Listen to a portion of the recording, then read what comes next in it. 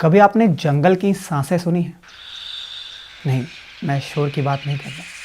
सांसें, वो जो हर पत्ते से निकलती है और डाल से फूटती है और हमारे आपके फेफड़ों तक पहुंचती है।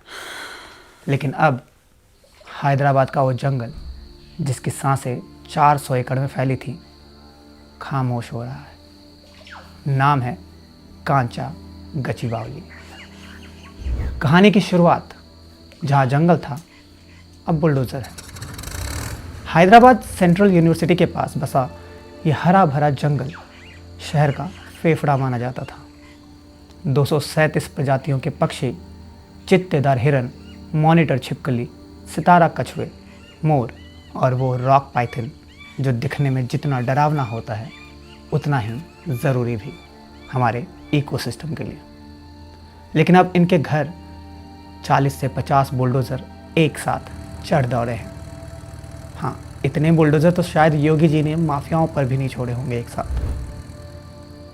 सरकार का जवाब कि रोज़गार देंगे। तेलंगाना सरकार कहती है यहाँ एक आईटी पार्क बनेगा जो रोज़गार लाएगा, निवेश लाएगा और इसके बदले में जंगल जाएगा। वो हज़ारों पेड़ जाएंगे जो शहर को 45 डिग्री में भी सांस लेने लायक बनाते थे।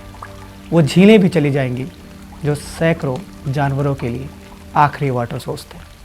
और सरकार कहती है ये ज़मीन हमारी है, जो चाहे वो करेंगे। भाई साहब, ज़मीन आपकी ही है, लेकिन सांसें तो हमारी भी जा रही हैं। छात्रों का संघर्ष, एक नया चिपको आंदोलन। जब सरकार ने जंगल पर बुलडोज़र चलाने की योजना बनाई तो हैदराबाद सेंट्रल यूनिवर्सिटी के छात्र खड़े हो गए, पेड़ों से लिपट गए। जैसे कभी उत्तराखंड में गौरा देवी लिपटी थी, वो लड़ाई भी जंगल की थी और ये भी।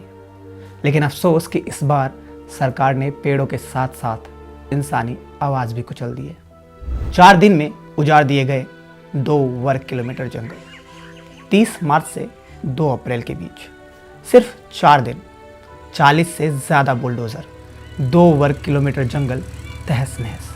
इतनी तेज़ी से तो हम शायद शादी की शॉपिंग भी नहीं कर पाते जितनी तेज़ी से सरकार ने 700 पौधों की प्रजातियां, हज़ारों झाड़ियां और पेड़ों को साफ कर दिया। सुप्रीम कोर्ट का स्टे, लेकिन अब तक बहुत कुछ हो चुका था।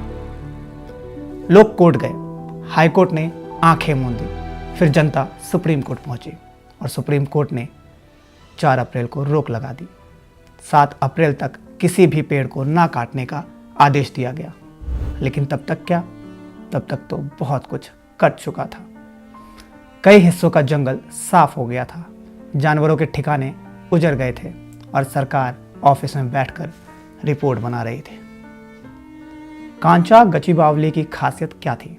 237 पक्षियों की प्रजातियां, 8 जानवर ऐसे जो वाइल्ड लाइफ प्रोटेक्शन एक्ट 1972 के तहत संरक्षित हैं, 2 झीलें, मयूर झील और बफेलो झील, 2.5 अरब साल पुरानी मशरूम रॉक, एक जियोलॉजिकल हेरिटेज और लाखों लोगों का नेचुरल एयर प्यूरीफायर।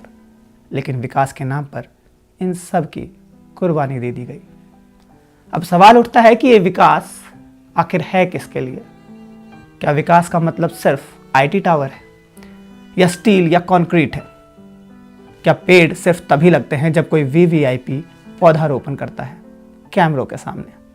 क्या जंगल सिर्फ तब तक के लिए ज़रूरी है जब तक वो किसी मॉल या पार्क के बाउंड्री के बाहर है? और सबसे बड़ा सवाल कि क्या वाकई सरकार को कोई फ़र्क पड़ता है? जब ये जंगल पूरी तरह उजड़ जाएगा तो हैदराबाद का तापमान और बढ़ेगा, बाढ़ का खतरा और बढ़ेगा, वायु प्रदूषण खतरनाक होगा और जो जानवर बचे होंगे वो इंसानों के रिहायशी इलाकों में घुसे होंगे। और फिर सरकार कहेगी ये इंसान जानवर संघर्ष बढ़ रहा है, समाधान ढूंढेंगे। भाई साहब, संघर्ष आपने पैदा किया, जनता की सरकार या सरकार की जनता। सरकारें आती हैं जाती हैं, लेकिन जंगल नहीं लौटते। कांचा गचीबावली जंगल की कहानी दरअसल हमारी उस उदासीनता की कहानी है जहां हम मान चुके हैं कि विकास के नाम पर तबाही जायज़ है। लेकिन शायद अब वक्त आ गया है सवाल पूछने का। सवाल ये कि कितने और जंगल जाएंगे, कितने और जानवर उजड़ेंगे और कितनी बार विकास के नाम पर विनाश बेचा जाएगा। अंत में अगर आप सोचते हैं कि ये जंगल हैदराबाद का था तो आप गलत फहमी में हैं। ये जंगल आपके बच्चों की सांसों का हिस्सा था। आज खांचा गया है, कल तुम्हारे शहर की बारी होगी और तब तक बहुत देर हो चुकी होगी। अगर ये कहानी छू गई हो तो इसे सिर्फ इमोशनल मत कहिएगा, इसे शेयर कीजिए, सवाल पूछिए और वो मत बनिए जो ग्रीन डीपी लगाकर जंगल के कटने पर चुप रह जाते हैं। आप देख रहे थे स्टेट मिरर न्यूज़।